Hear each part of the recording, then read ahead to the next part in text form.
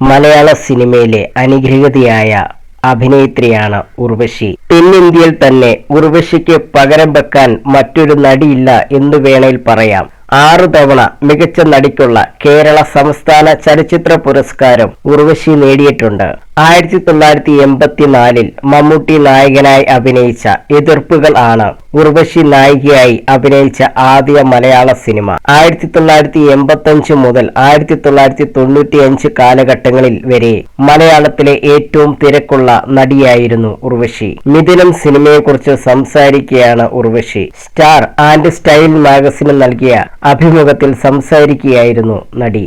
മിഥുനം എന്ന സിനിമയിൽ ശ്രീനിയേട്ടനും ലാലേട്ടനും പായിൽ ചുമന്നുകൊണ്ടു പോകുന്ന രംഗം എല്ലാവരെയും ചിരിപ്പിക്കുന്നതാണ്. ശരിക്കും ആ പായ്ക്കുള്ളിൽ കിടന്ന് അയ്യോ എന്നൊക്കെ പറയുന്നത് ഉള്ളിൽ തട്ടി വന്ന ചില വാക്കുകളാണ്. ഒരേ സമയം ആസ്വദിക്കുകയും പായ്ക്കുള്ളിൽ കിടന്ന് അസ്വസ്ഥത പ്രകടിപ്പിക്കുകയും ചെയ്താണ് അന്ന് ആ രംഗം അഭിനയിച്ചത്. വളരെ രസകരമായ ഒരു സീനാണ് ഉർവശി പറയുന്നു. മിഥുനം എന്ന സിനിമ ശ്രീനിവാസൻ തിരക്കഥ എഴുതി പ്രിയദർശൻ സംവിധാനം ചെയ്ത ചിത്രമാണ് മിഥുനം.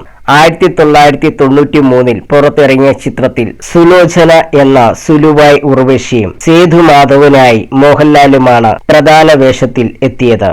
ഒപ്പം ശ്രീനിവാസൻ, ജനാർദ്ദനൻ, ഇന്നസെന്റ്, ജഗതി, തിക്കൃഷി, ശങ്കരാടി തുടങ്ങിയ മികച്ച താരമായിരുന്നു ഒന്നിച്ചിരുന്നത്. അതിനു പുറമെ മിഥുനം 1996-ൽ തെലുങ്കിൽ സങ്കല്പം എന്ന പേരിൽ പുനർനിർമ്മിക്കപ്പെടുകയും ചെയ്തു.